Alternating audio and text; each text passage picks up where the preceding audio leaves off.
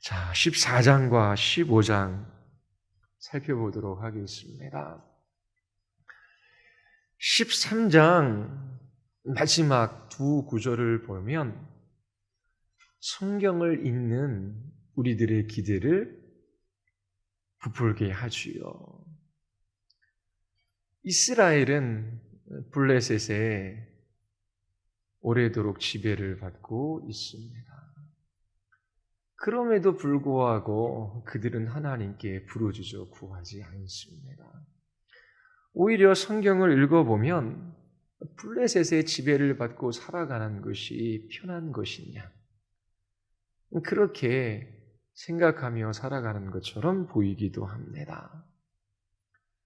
그러나 40년 동안 블레셋의 통치를 받고 살아가는 것이 그것이 복된 일인 아니지요. 하나님께서 부르짖지도 않는 이스라엘 백성들을 향하여 신실하게 주님의 일들을 이루어 가시는 것을 우리가 보았습니다. 하나님께서 이스라엘을 구원하시기 위하여 한 구원자를 보내시겠다라고 말씀하셔요. 잉태할 수 없어 아이를 낳지 못한 한 여인에게 찾아오시지요. 하나님께서 그를 나시린으로 부르셔서 하나님을 섬기게 될 것을 우리는 기대할 수 있었습니다. 13장 24절과 25절을 한번 보십시오. 그 여인이 아들을 낳음에 그의 이름을 삼손이라 하니라. 그 아이가 자라매 여호와께서 그에게 복을 주시더니 소라와 에스다올 사이 마나네단에서 여호와의 영이 그를 움직이기 시작하였더라. 자, 여호와의 영이 삼손을 움직이기 시작하였습니다. 하나님께서 부르짖지 않는 이스라엘 백성들에게 보내신 한 구원자, 그가 얼마나 이스라엘을 위하여 큰 일을 할까요?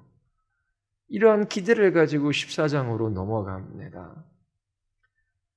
그런데 14장과 15장을 읽어보면 좀처럼 이해하기 쉽지 않은 일들이 일어나요. 도대체 삼손이라고 하는 인물을 어떻게 볼 것인가? 난감하기만 합니다. 여러분들은 14장과 15장을 읽으시면서 삼손에 대하여 어떠한 평가를 내리십니까? 긍정적으로 보십니까? 아니면 부정적으로 보십니까? 삼손이 블레셋 여인과 결혼하기를 원해요. 14장 4절이 분수령입니다. 이 블레셋과의 여인이 사명을 이루기 위한 선택이었었는가? 아니면 삼손 자신의 정욕을 따른 그러한 선택이었는가? 성경을 해석하는 수많은 학자들 사이에 의견이 갈립니다. 어떠한 사람들은 모든 사람이 블레셋의 지배 아래 복종하며 그렇게 싸우고자 마음 먹지도 못한 이 시대에 삼손만이 사명을 따라 블레셋과 싸웠던 사람이다. 그러면서 그 시대상이 어쩔 수 없는 상황이었었고 사명을 이루기 위하여 블레셋 여인과 결혼한 것이다 라고 그렇게 말하며 긍정적으로 삼손의 삶을 평가하는 사람이 있어요. 그리고 어떠한 사람들은 14장과 15장, 16장을 읽으면서 13장 24절과 25절에서 기대했던 그 모든 기대감이 무너져 내리는 것을 발견합니다. 하나님께서 한 구원자를 이스라엘에 보내셨지만 하나님은 참으로 삼손의 이 악함과 이 정욕과 이 오만함을 사용하셔서라도 하나님께서 그 구원을 이루어 가시는구나. 그러면서 하나님의 일하심을 보며 하나님을 찬양하기도 합니다. 자, 여러분들은 이 삼손을 어떻게 보십니까? 하나님께서 삼손을 사용하셔서 이스라엘을 블레셋 손에서 구원하셔요. 그를 사사라 부르지요.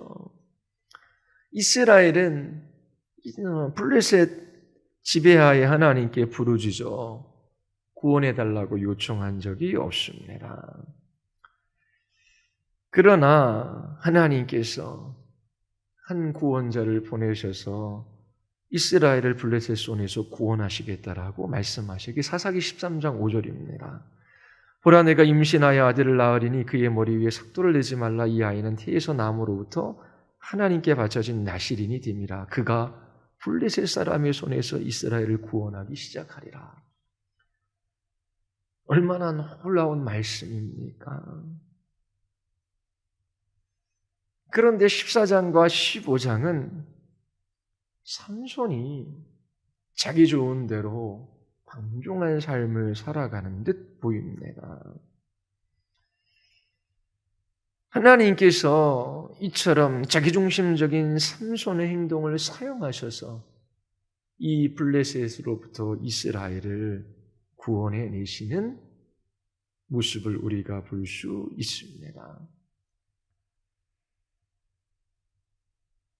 블레셋 여인을 아내로 삼아요. 그 이유가 무엇입니까? 자기의 눈에 보기 좋았기 때문입니다. 이스라엘의 상황을 삼손을 대표해서 이 사사기 기자는 우리에게 말하는 것 같아요. 삼손은 자기의 눈에 보기 좋은 대로 세상 방식을 따라 살아가는 이스라엘 백성의 축소판처럼 보이기도 합니다. 자, 한번 살펴보면서 삼손이 도대체 어떠한 인물이고 그를 향하여 어떠한 평가와 해석을 해야 되는지 우리가 한번 보도록 하겠습니다. 14장 1절 한번 보십시오. 삼손이 딥나에 내려가서 거기서 블레셋 사람의 딸들 중에 한 여자를 보고, 자, 블레셋 딸들 중에 한 여자를 봅니다.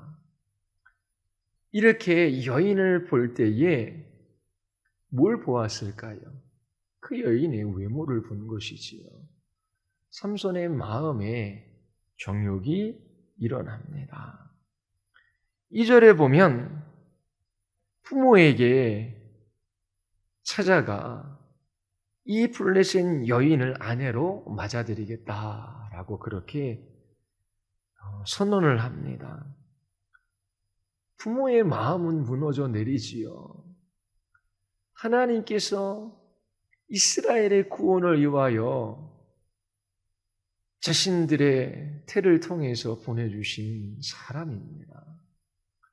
그런데 하나님께서 금하신 블레셋 여인과 결혼하겠다라고 하는 것입니다. 부모는 이 결혼을 반대합니다.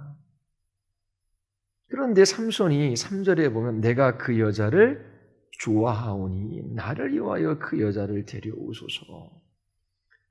삼손의 방종을 봅니다. 방종이라고 하는 것은 제멋대로 행동하는 거예요. 그리고 그 행동에는 꺼리낌이 없습니다.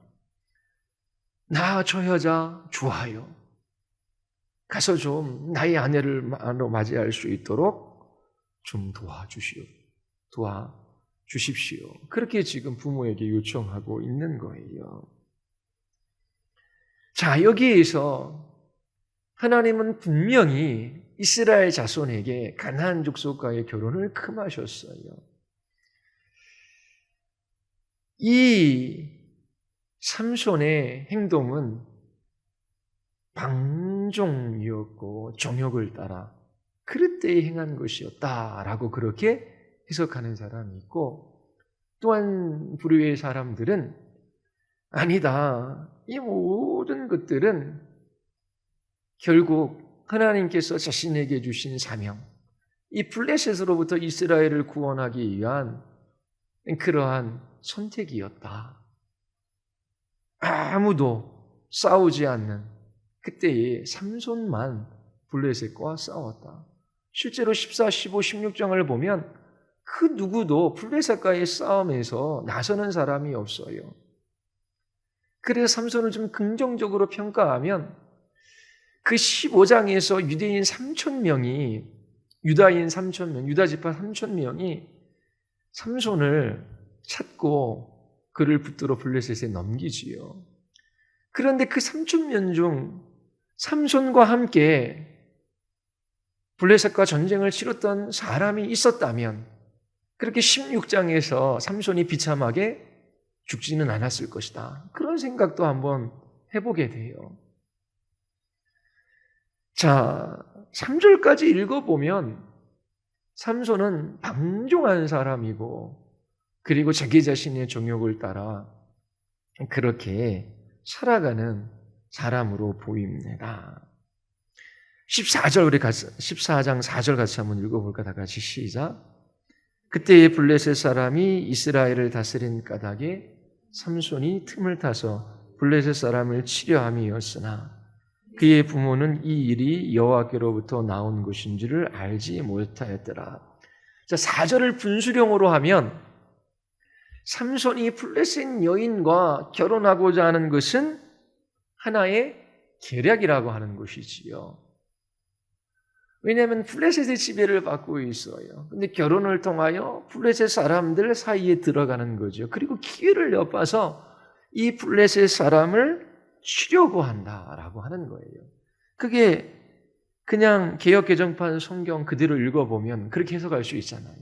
그러면 이 블레셋 여인과의 결혼은 정욕 아니면 방종과는 관계가 없는 듯 보여요. 그런데 정말 삼손이 틈을 타서 블레셋 사람을 치려 한 것일까요? 뒤쪽에 계속 이어지는 이야기들, 사자의 이 아가리를 찢지요. 그리고 다시 집으로 왔다가 돌아가는 길에 그 사자를 찾아요. 그런데 벌떼가 있어요. 거기에 꿀이 있어요. 그 꿀을 먹습니다. 그리고 혼인잔치가 열려요. 수수께끼를 내요. 그리고 그 아내를 버려두고 다시 집으로 돌아와요. 그 모든 일들을 볼 때에 삼손이 무엇인가 계략을 가지고 행동한다라고 하는 그런 힌트를 얻을 수가 없어요. 그러면 삼손이 틈을 타서 블레셋 사람을 치려 합니다라고 하는 이게 도대체 무엇일까? 그런데 이 개역 개정판의 해석이, 이 번역이 조금가 문제가 있다라고 하는 것을 지적을 합니다. 그리고 영어 성경, 특별히 NIV나 또 세번역 성경이 있어요. 거기는 이렇게 해석해요. 그의 부모는 주님께서 블레셋 사람을 치실 계기를 삼으려고 이 일을 하시는 줄을 알지 못하였다. 그때 블레셋 사람이 이스라엘을 지배하고 있었다. 자, 블레셋 사람을 치실 계기를 삼으려고 하시는 분이 누구예요? 세번역 성경은 삼손이 아니라 주님이라고 그렇게 번역을 해요. 영어 성경도 그렇게 번역을 합니다.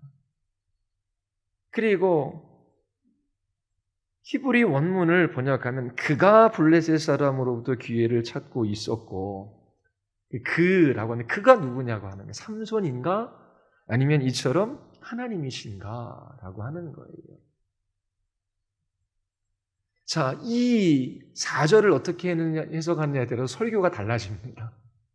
4절 어떻게 보느냐에 따라서. 저는 14장, 15장을 읽어본 결론을 내리면 이 개역개정판의 삼손이라고 번역한 것은 잘못된 것이고 영어 성경이나 세번역 성경에서 하나님께서, 주님께서 블레셋 사람을 치실 계기를 삼으신 것이다. 그렇게 해석하는 것이 맞다라고 봅니다. 자, 그러면 이렇게 질문해요. 아니, 그러면 하나님께서 삼손의 마음에 블레셋 여인을 흠모하는 마음을 주셔서 또 그러한 상황과 계기를 마련하셔서 블레셋 여인에게 빠지게 한 것이 아니냐. 그러면 이방 여인과 결혼하지 말라라고 하신 하나님께서 삼손을 그렇게 이방 여인에게 빠지게 하셨다면, 하나님께서 이 일을 계기로 삼으려고 하셨다면 삼손에게 책임이 있는 것이 아니라 하나님께 책임이 있는 것이 아니냐. 그렇게 묻는 거 여러분들 많이 해봤지요. 가룟 유다가 예수님을 팔았는데 가룟 유다에게 책임이 있는 것이냐 아니면 하나님께 책임이 있는 것이냐. 하나님이 헤롯과 본디오 빌라도의 손을 빌어 로마의 병정들을 손을 빌어 예수님을 십자가에 죽게 했는데, 그러면 하나님께서 책임이 있는 것이지 헤롯이나 빌라도가 무슨 책임이 있느냐. 이제 그런 질문들을 보통 합니다. 그런데 답은 하나님께서 죄를 조성하거나 악의 기원이 되시지는 않지요. 분명히 삼손은 자기 자신의 행동에 대한 책임을 져야 합니다. 가룟 유다도 마찬가지, 헤롯도 빌라도도 마찬가지입니다. 그러나 하나님께서 그 모든 것을 주관하고 계시다라고 하는 것도 성경적 진리예요. 우리는 성경을 읽으면서 그 계시를 통하여 하나님께서 우리에게 나타내고자 하시는 그 진리들을 발견해요. 그 속에서 하나님의 구원하심을 보는 것이지요. 하나님께서 어떻게 타락하고 망가진 인생들을 주권적으로 구원해 가시는가. 그러면서 그 하나님을 보고 찬양하고 예배하고 경배합니다. 분명히 하나님께서 주권적으로 모든 것들을 다스리셔요. 또한 인간은 자기 자신의 선택에 대한 책임을 져야 합니다. 이것이 성경에서 말하는 거예요. 자, 1, 2, 3절 분명히 삼손은 블레셋 여인을 보고 마음을 빼앗겼어요. 그리고 그녀를 좋아해서 결혼하고 싶어 합니다. 그리고 부모가 만류함에도 불구하고 나는 그 여자가 좋습니다. 제멋대로 행동하고 자기 자신 행동에 대하여 꺼리낌이 없습니다. 그러나 하나님은 이러한 삼손의 정욕과 방종을 사용하셔서 이스라엘을 블레셋으로부터 구원하신다. 저는 이것을 가지고 이 본문을 보고자 합니다. 자, 14장 5절을 한번 보십시오. 우리 같이 한번 읽어보겠습니다. 같이. 삼손이 그의 부모와 함께 딥나에 내려가 딥나의 포도원에 이른즉 젊은 사자가 그를 보고 소리 지르는지라. 그리고 6절에 보면 여호와 영이 삼손에게 강하게 임해요. 그가 사자를 찢어 죽입니다. 자, 그러면 여기에서 보면은 나실인의 규례를 어기는 장면이 나옵니다. 그게 뭐냐면 왜 포도원에 갔을까요? 왜 포도원에? 나실인의 규례 3가지가 있어요. 첫 번째가 뭐죠? 포도나무의 모든 소산물을 피해야 합니다. 그리고 머리에 삭도를 대지 말아야 돼요. 세 번째는 죽은 사람과 동물도 죽은 것 접촉하면 안 돼요. 시체와 접촉을 피해야 돼요. 그런데 삼손의 삶을 보면 이 나실인의 규례를 모두 다 어깁니다. 여기에서도 포도원에 갔다라고 하는데 왜 갔을까요? 포도나무의 모든 소산물을 피해야 합니다. 나신의 규례를 어기고 있다는 것을 보여주는 것이 아닐까요? 그리고 그가 사자를 찢어 죽입니다. 그리고 그 일들에 관하여 자기가 좋아하는 여자에게 다 이야기해요. 그리고 8절을 한번 보십시오. 얼마 후에 삼손이 그 여자를 맞이하려고 다시 가다가, 그러니까 처음에 부모와 함께 혼인할 그 집을 방문해서 결혼 지참금도 있고 또 그 여인을 결혼하려고 하면 여러 가지 절차들이 있잖아요. 부모와 함께 상의를 한 것 같아요. 근데 함께 내려갔는데 이 삼손은 부모 몰래 포도원에 간 모양이에요. 그리고 그 포도원에 있어서 있던 일을 부모에게는 이야기하지 않고 자기 아내에게만, 결혼할 여자에게만 몰래 이야기를 한 것입니다. 그렇게 결혼을 어느 정도 하기로 합의를 하고 다시 이제 본인의 집으로 돌아왔던 것이죠. 그리고 8절에 얼마 후에 삼손이 그 여자를 맞이하려고 다시 가다가 한 단어, 돌이켜. 그 뭐야? 그냥 간 게 아니라 예전에 자기가 찢어 죽인 그 사자가 궁금한 거예요. 그 사자는 어디에 있어요? 포도원이죠, 그죠? 그 사자의 죽음을 본즉 사자의 몸에 벌떼와 꿀이 있는지라. 벌이 있으니까 꿀이 있겠죠. 근데 벌이 막 윙윙거리고 날아다니면은 그 벌 가까이 보통 사람들이 잘 가지 않잖아요. 벌을 보면 피해야 되거든요. 그런데 그 벌과 함께 꿀이 있는 것을 봐요. 그 꿀을 따기 위해서는 어떻게 해요? 사자의 죽은 그 시체와 접촉을 해야 합니다. 그런데 꺼리낌 없이 그가 꿀을 떠서 걸어가면서 개걸스럽게 먹어요. 그리고 부모에게도 드려서 먹게 하지요. 그런데 그 꿀을 사자의 몸에서 떠왔더라고 알리지를 않아요. 그러면 이것이 정당한 일은 아니다. 나신으로서 해야 할 일은 아니다라고 하는 것을 볼 수가 있습니다. 자, 이제 잔치가 열려요. 그런데 11절에 보면 무리가 삼손을 보고 30명을 데려와서 친구를 삼아 그와 함께하게 한지라. 그러니까 삼손이 사자를 찢어 죽일 정도로 그렇게 덩치도 좋고 또 힘도 있었지요. 그래서 30명을 데리고 왔다라고 하는 것이 블레셋 사람들의 그 자기 자신들의 힘을 자랑하려고 했던 이유도 있을 것이고, 또 하나는 삼손을 좀 경계하고자 하는 그런 목적도 있지 않았나 그렇게 봅니다. 그런데 문제는 이 혼인잔치에 삼손이 수수께끼를 내요. 이 수수께끼를 내는 게 삼손의 계략일까요? 아니면은 탐욕일까요? 또 여기에서도 4절을 어떻게 보느냐에 따라 해석이 달라질 수 있어요. 수수께끼를 내는데 이 수수께끼를 알아맞히면 내가 너희 30명에게 배옷 30벌과 겉옷 30벌을 주리라 라고 이렇게 이야기해요. 그런데 너희가 맞히지 못하면 내게 배옷 30벌과 겉옷 30벌을 주어야 한다. 자, 이 수수께끼 내기에 이 30명이 응해요. 자, 이들이 못 알아맞히면은 자기는 30벌에 60벌이죠. 겉옷과 배옷까지 하면은 이 옷을 얻는 거예요. 엄청난 재산이죠. 이 일로 인하여 사단이 납니다. 삼손이 낸 퀴즈가 뭐냐면 먹는 자에게는 먹는 것이 나오고 강한 자에게서 단 것이 나왔느니라. 이거는 자기 자신의 경험을 수수께끼로 만들어낸 거거든요. 그러면 이 삼손이 경험한 것을 다른 사람들은 몰라요. 이 수수께끼를 절대로 맞힐 수가 없는 거거든요.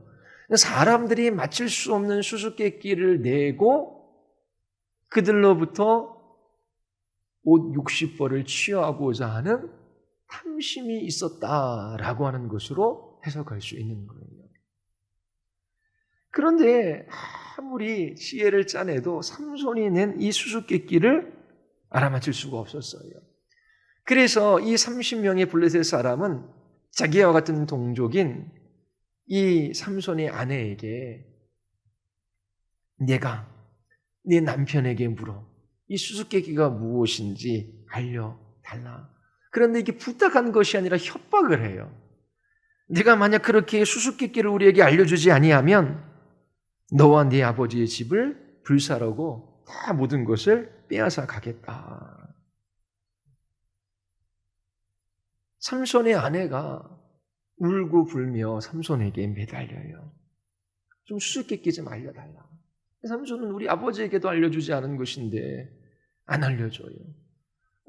특유의 이 여인들의 이 모습이 있죠. 안 알려주면 나를 사랑하는 게 아니야. 당신은 나를 미워하는 거야. 그러면서 이 여인이 삼손을 향하여 지속적으로 집요하게 그 수수께끼를 알려달라고 그렇게 매달립니다. 7째 날에 그 수수께끼를 아내에게 알려줘요. 우는 여인을 이길 사내가 없는 것입니다.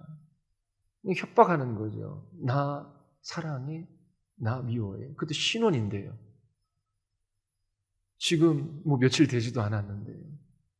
그러니까 이 삼손이 그 수수께끼를 아내에게 알려준 거예요. 그런데 이 아내가 그 수수께끼를 자기 백성들에게 알려주지요.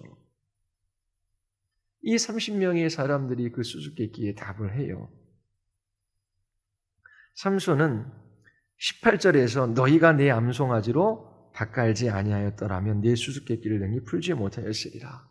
자기 아내를 암송아지로 묘사하죠. 그러니까 자기 아내를 비하하는 말입니다. 그러면서 19절의 내를 보면은 삼손이 아스글론에 내려가서 그곳 사람 30명을 쳐 죽이고 노략해요. 이것을 계략이라고 볼 수 있을까요? 근데 여호와의 영이 삼손에게 임해요. 아니 자기에게 있었던 것을 주는 것도 아니고 이 아스글론, 이 블레셋 사람이죠. 30명을 쳐 죽이고 노략질한 온 것으로 그 수수께끼를 마친 사람들에게 그렇게 줍니다. 그리고 나서 이 삼손은 노하여, 심히 노하여, 계략이라고 할 수 없죠. 화가 난 거예요. 누구에게 화가 났을까요? 아내에게 화가 난 거예요. 그래서 다 놔두고 그냥 아버지 집으로 가버린 거예요. 그러니까 20절에 삼손의 아내는 삼손의 친구였던 그의 친구에게 준 바 되었더라. 그러면 이 삼손이 블레셋 친구가 있었을까요? 있었을 수도 있겠지만 앞에 보면 30명의 친구들 이야기하잖아요. 그렇죠? 무리들이 자기 자신들의 세력을 과시하거나 아니면 이 삼손을 경계하기 위하여 혼인잔치에 초대했던 30명의 친구들. 그들 중 한 명에게 이 삼손의 아내를 줘버린 것입니다. 그런데 15장 1절에 보면 얼마 후 이제 밀을 거둘 때 추수할 때가 됩니다. 삼손이 염소 새끼 한 마리를 가지고 그의 아내를 찾아가요. 화해하고 싶은 거지요. 그런데 장인이 들어오지 못하게 합니다. 그 이유가 뭐예요? 이 삼손이 자기 딸을 미워하는 줄 알고 딸을 삼손의 친구, 블레셋 다른 남자에게 줘버린 거예요. 근데 삼손이 와서 있으니까 너무나 당황했지요. 그래서 내린 결론이 그 동생이 언니보다 아름답다. 자, 동생을 아내로 맞아들여라. 그렇게 이야기합니다. 그런데 3절 한번 보십시오. 우리 같이 한번 읽어볼까요? 다 같이 시작. 삼손이 그들에게 이르되 이번은 내가 블레셋 사람들을 해할지라도 그들에게 대하여 내게 허물이 없을 것이니라. 자, 또 이 3절을 보고 삼손이 틈을 타서 기회를 엿봐서 블레셋 사람을 치려고 했던 계략이 아니냐 그렇게 이야기하는 사람도 있어요. 그런데 블레셋 사람을 해하려고 하는데 이 모든 원인이 어디서부터 왔어요? 삼손은 자기중심적인 사람이기에 그 혼인잔치에 왔던 30명, 그 30명이 자신의 아내를 협박해서 수수께끼를 알아내고 그리고 그 일로 인하여 자기 자신의 가정에 어려운 일이 왔고 그리고 그 결과 장인이 아내를 다른 사람에게 줘버린 것으로 생각하는 것이지요. 그래서 그 블레셋 사람들을 치려고 합니다. 그러면서 그 생각해낸 방법이 뭐냐면 삼손이 여우 300마리를 잡아요. 그리고 꼬리를 묶습니다. 이 한두 번 해본 장난이 아닌 것 같기도 해요. 그리고 꼬리 사이에 횃불을 달아요. 그냥 한 마리 한 마리 꼬리에 횃불을 달면 그냥 지가 갈 길로 그냥 도망가 흩어질 거 아니에요. 근데 묶어놨으니까 그 묶어놓은 자리에서 뱅뱅 돌 거 아닙니까? 그래서 추수할 때가 됐는데 그 횃불로 인하여 블레셋 사람들의 곡식밭이 다 타요. 곡식과 포도원, 감람나무가 다 불살라 줍니다. 여기에서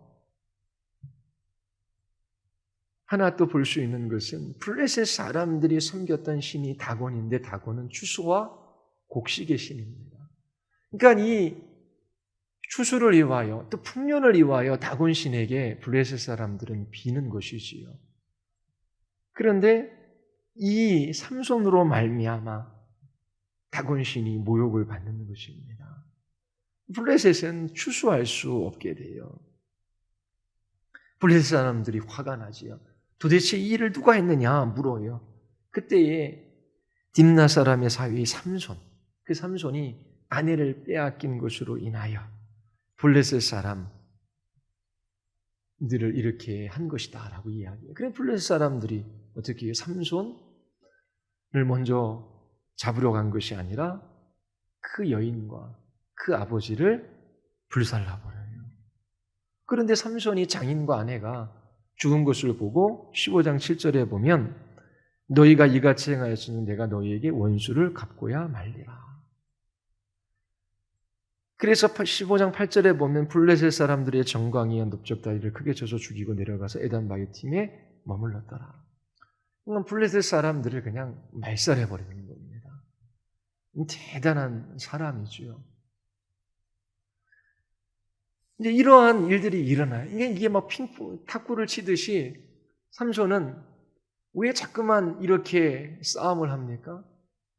삼손 자기 자신이 원인을 제공한 것이 아니라 블레셋 사람들이 원인을 제공했다고 생각해요.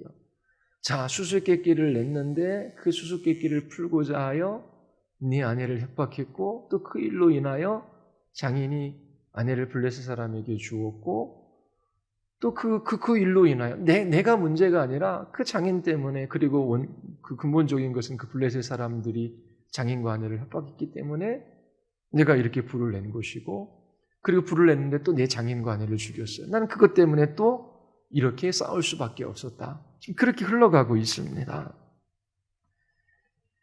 이 일로 인하여 블레셋 사람들이 올라와 유다에 진을 쳐요. 그런데 15장 10절 한번 보십시오. 유다 사람들이 이 유다를 치러 올라온 블레셋 사람들을 향하여 너희들이 왜 여기까지 이렇게 올라와서 우리를 치려고 하느냐 물어요. 그때에 삼손을 붙잡으러 왔다. 그가 우리에게 행한 대로 그에게 행하려고 하고자 한다. 유다 사람 3,000명이 바위틈에 숨어 있었던 삼손을 붙들어요. 그럼 내가 어찌하여 우리에게 이같이 행하느냐? 삼손이 유다 사람들에게 한 일이 있겠습니까? 블레셋 사람들을 죽인 것밖에 없는데요. 근데 그 일로 인하여 유다 지파가 공경에 빠진 것입니다. 그런데 15장 11절에 보면 삼손의 말도 재미가 있어요. 삼손이 그들에게 이르되 그들이 내가 행한 대로 내게 행한 대로 나도 그들에게 행하였노라. 자, 삼손은 저 블레셋 사람들이 내가 행한 대로 나는 그들에게 갚아준 것밖에 없다. 근데 이 블레셋 사람들은 뭐라 그래요? 또 10절에요. 삼손이 우리에게 한 대로 나는 또 갚아주려고 한다. 그냥 받은 대로 돌려주려고 한다고 양쪽에서 지금 줄다리기를 하는 겁니다. 그런데 유다 사람들은 어떠한 선택을 합니까? 블레셋 사람의 손에 이 삼손을 넘겨줘요. 그런데 사사기 1장에 보면 유다 지파는 가나안 족속과의 전쟁에 앞장섰던 지파예요. 그리고 1장 18절과 19절에 보면 이 아스글론 그리고 에그론 이 블레셋에 있는 이 지역을 이 유다 지파가 점령했습니다.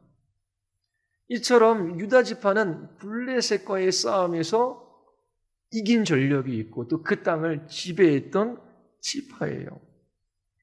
그런데 더 이상 싸우고자 하지 않습니다. 이게 지금 이스라엘의 상황이에요. 이것을 오늘날 우리에게 대입해서 해석하면 블레셋은 죄 아니면 세상 아니면 공중의 권세 잡은 자를 가리키지요. 유다 지파가 싸워야 할 대상이 있어요. 가나안 족속입니다. 지금은 블레셋과의 전쟁이에요. 하나님께서 이 전쟁을 치르라고 명하셨고 하나님이 함께 하실 때 이 전쟁에서 이길 수 있었습니다. 그런데 더 이상 전쟁을 치르지 않는다라고 하는 것은 죄와 싸우지 않는다라고 하는 거예요. 자기 안에 있는 죄와 싸우기를 멈춘 것입니다. 싸우는 것도 모르는 것이지. 그리고 세상과 싸우기를 멈춘 거예요. 우리의 싸움은 혈과 육이 아니요 공중의 권세 잡은 자, 마귀와의 싸움이죠. 마귀가 이 세상의 지배자입니다. 그래서 그리스도인들은 세상 사람들의 가치, 세상 사람들의 정신, 세상 사람들의 삶의 방식, 그것을 따라 살아가는 것이 아니라 예수 그리스도를 주님으로 모시고 주의 통치와 다스림을 받으며 주의 말씀을 따라 살아가는 거룩한 백성들이에요. 그런데 이 싸움을 싸우지 않는 것입니다.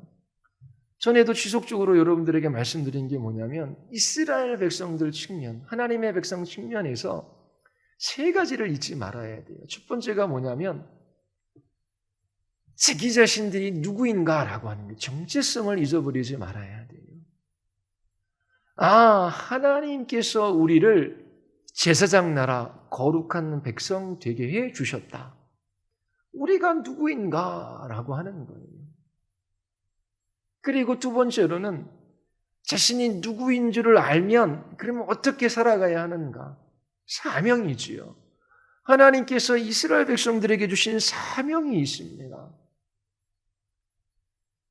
단지 가나안 땅에 들어가 그 땅의 다른 족속들처럼 먹고 마시며 거기에서 자기 자신의 육신의 정욕을 따라 살아가도록 하나님께서 그 땅을 주신 것이 아니에요. 하나님께서 먹을 것, 입을 것, 마실 것 다 주시겠다라고 약속하셨고 주셨어요. 문제는 그들이 그곳에서 우리의 왕은 하나님이시며 우리는 하나님께 택함을 받은 거룩한 백성이다. 그리고 우리는 이방 족속들에게 하나님의 어떠하심을 나타낼 사명이 있다. 이것을 알고 그것을 드러내는 삶을 살아가도록 부름을 받은 거예요. 그리고 또 하나는 뭐냐면 마지막으로 하나님께서 이처럼 이스라엘을 위하여 행하신 일들을 잊지 말아야 하는 거예요. 그런데 이 세 가지를 다 잊어버린 것입니다. 싸울 수가 없는 것이지요. 자신들이 누구이며 그리고 자신들의 사명이 무엇이고 그리고 하나님께서 행하신 그 놀라운 일들이 무엇인지를 기억하며 이 싸움들을 싸워가야 돼. 이 사명을 이루어가야 되는데 그렇게 하지 못하는 것입니다. 오늘도 마찬가지예요. 도대체 나는 누구인가? 이 세상 수많은 사람들이 있어요. 사람들을 보며 저 사람은 우리 회사 직원 아니면 우리 친척, 우리 가족 아니면 우리 친구 함께 일하는 동료 수없이 사람들을 그 관계 속에서 파악을 하잖아요. 그럼 나는 도대체 누구인가? 자녀의 관계 속에서는 아버지, 아내와의 관계 속에서는 남편, 직장에서는 이러한 직분을 가지고 있는 사람. 그렇게 자기 자신들을 파악하며 그 자기 자신의 적재성에 맞게끔 행동해요. 그런데 그리스도인들은 나는 하나님의 자녀, 거룩한 백성, 하나님을 위하여 구별된 사람, 하나님을 섬기기 위하여 하나님께서 나를 그렇게 거룩하게 구별되게 하셨지. 이거를 잊지를 말아야 돼요. 그 정체성 속에서 어떻게 살아가야 할까? 무엇을 위하여 살아가야 할까? 그것이 나오는 것이지요. 그런데 이 유다 지파 사람들은 자신들이 누구이며 자신에게 주신 사명이 어떠하고 또 자신들이 그 하나님이 함께 하셨을 때에 승리했던 그 놀라운 일들을 하나도 생각하지 않고 기억하지 않고 살아간 것입니다.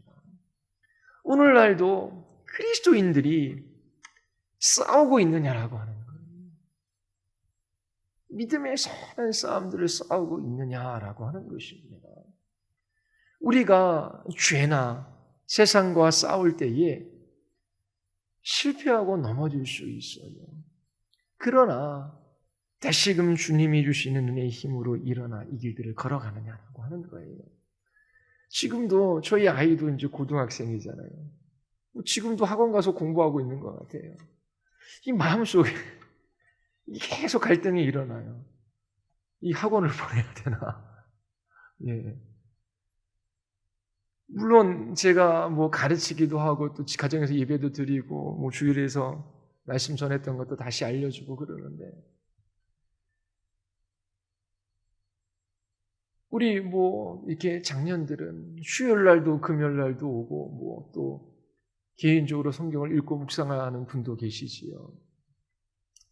그런데 이게 개인적으로 말씀을 매일매일 읽고 거기에서 그 진리들을 발견하고 그 말씀 속에서 자기 자신을 돌아보고 회개하고 그리고 그 하나님이 어떠하심을 찬양하며 살아가는 것은 결코 쉽지가 않아요. 그리고 성경을 해석하기 위해서는 교리적 지식이 있어야 돼요. 그래야지 잘못된 방향으로 안 가거든요. 어느 정도 배우고 이게 성경의 진리들을 아는 그런 지식들이 있어야 돼요. 그래야지 성경을 바르게 해석하고 볼 수 있거든요. 그래서 부지런히 배워야 돼요. 모여서요. 그냥 성경에 뭐 그 퀴즈 내듯이 그렇게 뭐 삼손에 대한 퀴즈 그래서 뭐 성경 지식을 많이 알고 있다고 해서 거룩한 삶을 살아갈 수 있는 것이 아닙니다. 그런데 그래도 장년들은 나와서 이렇게 말씀이라 듣는데 교회 학교 어린 영혼들 집에서 부모가 좀 가르치면 괜찮아요. 중고등부 학생들, 청년들 점점 더 교회에 안 옵니다. 왜? 어려서부터 안 왔으니까. 예배도 따로 들었지요. 중등부는 중등부 예배, 고등부는 고등부 예배. 고등부에서 장년들이랑 같이 함께 예배 드리려면 되게 힘들어해요. 그래 대학교 가면 어느 정도 떨어져 나가고. 그리고 가정에서 이게 괜찮아요. 교회에 이렇게 안 와도. 그럼 부모와 함께 예배 드리고 부모가 그렇게 가르치느냐? 그렇지 않거든요. 학원 다니고 학교 가서 어느 정도 성적 잘 나오고 그리고 뭐 웬만한 대학교 들어가고 또 안정적인 직장 들어가면 그것 때문에 기뻐해요. 그런데 정말 이 아이가 날마다 기도하는가? 이 아이가 하나님께 관심이 있는가? 하나님의 말씀을 읽는가? 하나님을 의지하는가? 하나님의 도움을 구하는가? 그거에 관심이 있기보다 이 아이가 학교 가서 학교 생활 잘하는가? 성적은 어느 정도 나오는가? 학원에는 안 빠지고 다니는가? 대학교는 그래도 들어갈 수 있는가? 직장은 취직하는가? 시집가고 장가가는가? 그것 때문에 더 많이 신경 쓰고 더 많은 관심을 기울여요. 결국 자녀들에게 정말 좋은 기회들을 잃어버리게 하고 세상 방식을 따라 살아가게 하는 것은 아닌가? 그렇게 자꾸만 생각이 나요. 뭐 학원 갈 수 있지요. 또 고3 되면 열심히 다른 때보다 공부해야 되지요. 그러면 부모된 사람으로 또 자녀들을 위해 기도하고 또 앞에다 데려다 놓고 그렇게 가르치고 또 함께 그렇게 성경 진리에 관해서 이야기하고 그러면서 그 자녀들이 정말 하나님을 알아갔으면 예수님을 알아갔으면 다른 사람에게 맡기는 것이 아니라 나에게 맡긴 자녀이기에 그러면서 그 자녀들을 양육해가는 방식이 맞아요. 다 수요일날 금요일날 어린아이에서부터 다 나와야 된다. 그거 정답이다. 그렇게 말할 수는 없지요. 근데 나와서 말씀을 들으면 그래도 하나님께서 은혜 베풀어 주시고 또 깨달을 수 있는 기회들이 있잖아요. 근데 혼자 사사기 읽으면서 여기서 14장 4절 같은 경우 삼손이 틈을 타서 그 블레셋을 치려고 한다. 읽는 거 그대로 나면 삼손이 이렇게 하려는구나. 그런 정도만 알 거 아니에요. 그러니까 와서 들어야 되거든요. 근데 들을 기회가 없어요.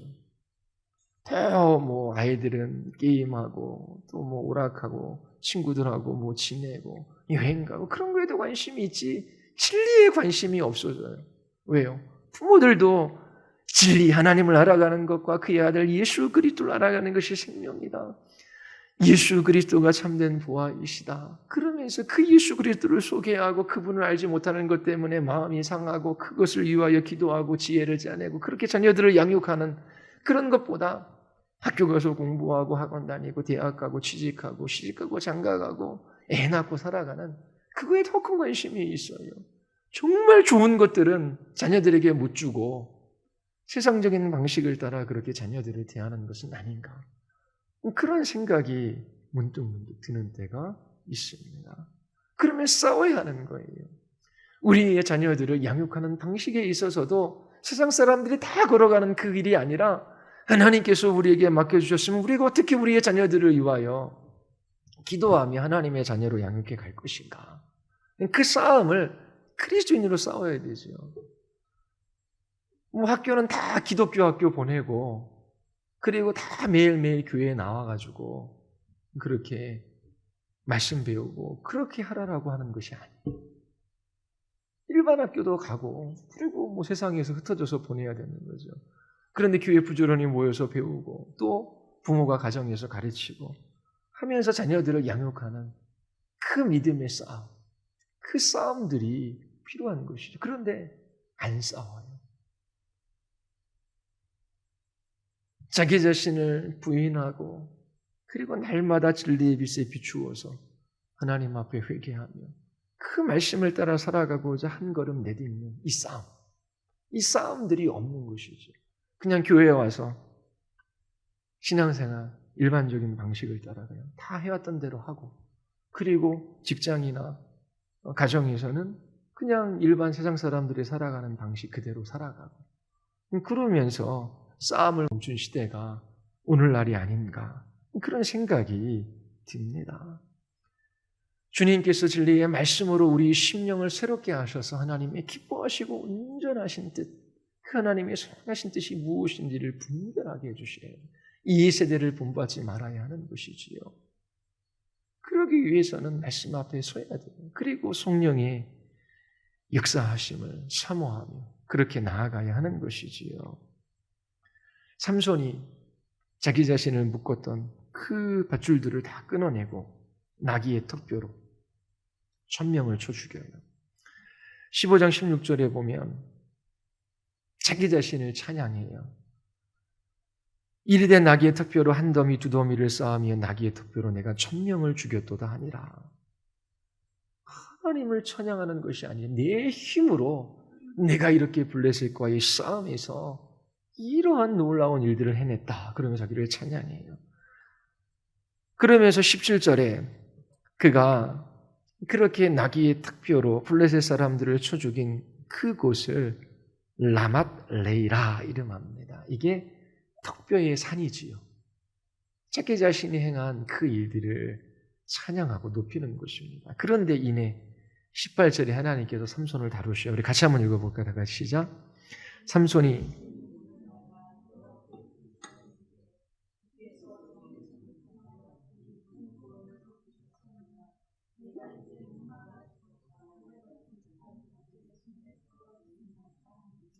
의외로 엉뚱한 곳에서 삼손이 꺾이는 것 같아요. 그 전에 읽어볼 때 삼손은 당당해요. 뭐 하나 결핍이 없어요. 부족한 것이 없어요. 하고 싶은 대로 다 해요. 그리고 꺼리낌이 없어요. 그런데 17절에서 이 갈증, 이 목마름을 이겨내지 못해요. 결핍이지요. 고통이 찾아온 것입니다. 그때에 여호와께 부르짖어요. 그러면서 이 죽을 것 같은 이 갈증 속에서 하나님께서 저의 손을 통하여 이 구원을 베푸셨나이다. 이제서야 고백을 하게 됩니다. 이렇게 고백하고서도 16장에 가면 또 엉뚱한 짓 해요. 13장 5절에서 블레셋 사람의 손에서 이스라엘을 구원하기 시작하니라. 누가요? 삼손이 그렇게 여호와의 사자를 통해서 말씀해 주셨어요. 그 일을 하나님께서 이루어 가시는 것이지요. 하나님께서 이처럼 고통 중 부르짖어 외치는 삼손에게 자비를 베풀어 주십니다. 우물을 터뜨려 주셔요. 그래서 다윗이 마시고 소생하게 됩니다. 그곳의 이름을 에낙고레, 외치는 자의 눈물이라고 하는 의미이지요. 하나님께서 부르짖어 외치는 그 간구를 들으셔서 삼손의 그 갈증을 해결해 주십니다. 그러면서 사사로 20년 동안 지내게 돼요. 자, 하나님께서 이스라엘을 구원하셔요. 근데 이스라엘은 블레셋의 40년 동안 지배를 받으면서 하나님께 부르짖어 기도하지 않아요. 그러한 때에도 하나님께서는 신실하게 이스라엘 백성을 위한 구원자를 준비해 주십니다. 한 구원자가 나타나 어떤 큰 일을 할 것인가 기대감을 가지고 지켜봤지만 그는 자기 자신의 정욕을 따라 방종한 삶을 살아가요. 자기중심적인 삶을 살아갑니다. 그러한 그릇된 선택을 하고 방종과 정욕과 탐욕과 분노하는 이 삼손을 사용하셔서 하나님께서 이스라엘을 구원하셔요. 오늘날에도 마찬가지입니다. 하나님께서, 예수님께서 이 온 우주 만물을 통치하셔요. 누구를 위하여? 교회를 위하여. 하나님께서 이스라엘 백성들을 위하여 신실하게 구약에 일해 오셨어요. 하나님께서 오늘날 교회를 위하여 역사하셔요. 그런데 하나님께서 정말 우리의 그릇되고 악한 선택까지도 사용하셔서 하나님께서 하나님의 놀라운 구원의 일들을 이루어 가십니다. 우리에게 일어난 어떠한 일도 하나님의 계획과 그 뜻 바깥에서 일어나는 일이 없어요. 모든 일이 하나님의 섭리 가운데 있습니다.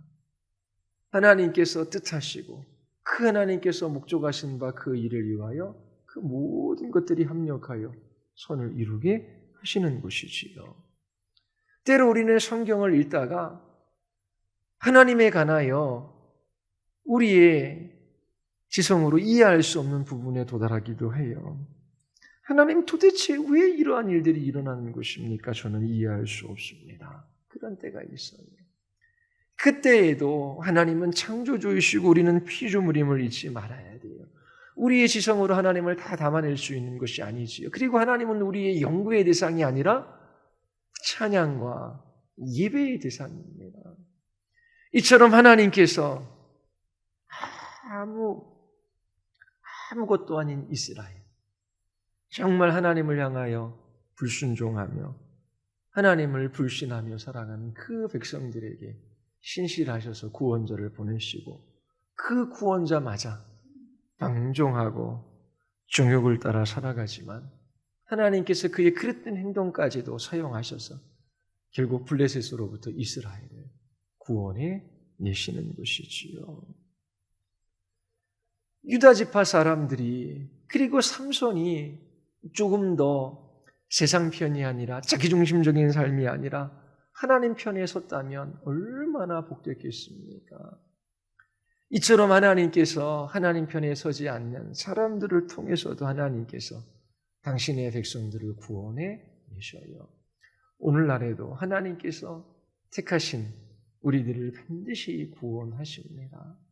우리의 죄까지도 사용하시는 것이지요. 그런데 우리가 날마다 주의 말씀의 빛에 비춤을 받아요. 하나님, 우리는 하나님의 사랑과 은혜를 받기에 합당한 사람이 아닙니다. 그런데 하나님, 원수된 우리들에게 자비와 공유를 베풀어 주셨습니다. 하나님 우리를 성도라 일컬어 주시고 주의 백성, 주의 자녀라 주님께서 불러주시지요. 하나님, 우리를 위하여 이러한 하나님의 위대한 일들을 믿음의 눈으로 바라봅니다. 나는 실패하지만 결코 내 인생의 주인이신 하나님은 실패하지 아니하시지요. 하나님, 저를 붙들어 주셔서 주의 말씀에 순종하는 이 믿음의 걸음들을 걸어가게 하여 주시옵소서. 그래서 세상의 가치나 세상의 정신이나 세상 사람들이 살아가는 삶의 방식이 아니라 하나님이 온 우주의 주인이시고 통치자이시며 또 우리의 생명의 주권자이시고 우리에게 일어나는 모든 일들이 하나님의 섭리 안에 있다라고 하는 것을 인정하고 고백하며 그리고 그렇게 주님을 신뢰하며 이 길들을 걸어가는 그 백성은 얼마나 복되겠습니까?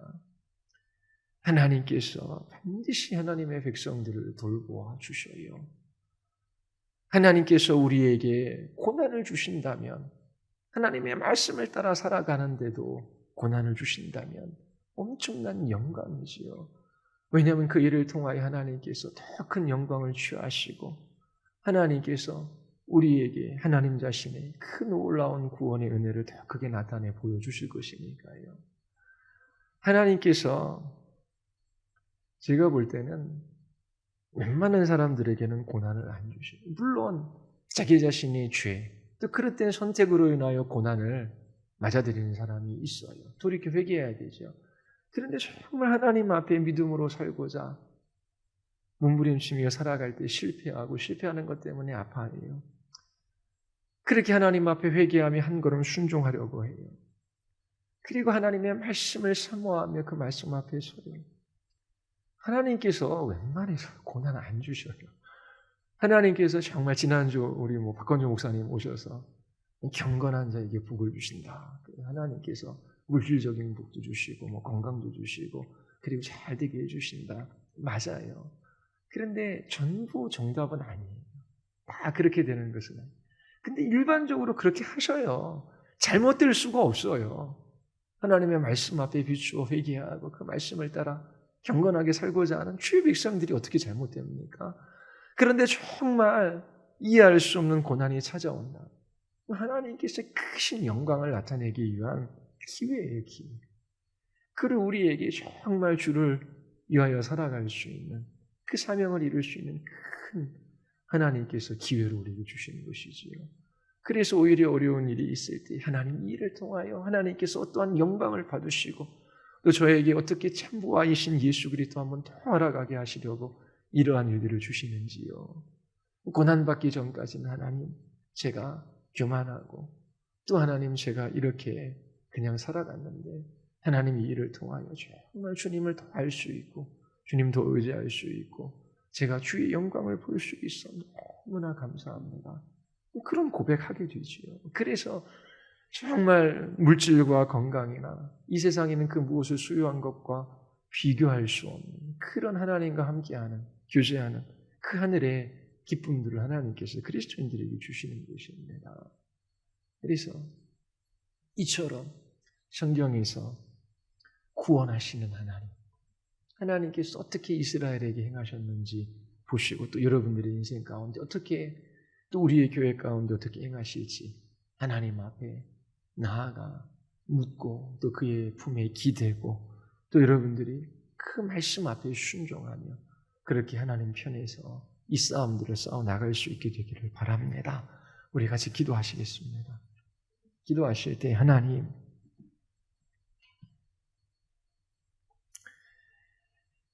이스라엘 백성들은 싸우기를 멈추었습니다. 하나님 잠시 안전과 평안을 위하여 하나님을 저버렸습니다. 그럼에도 불구하고 하나님께서 이처럼 블레셋 손에서 이스라엘을 구원해내십니다.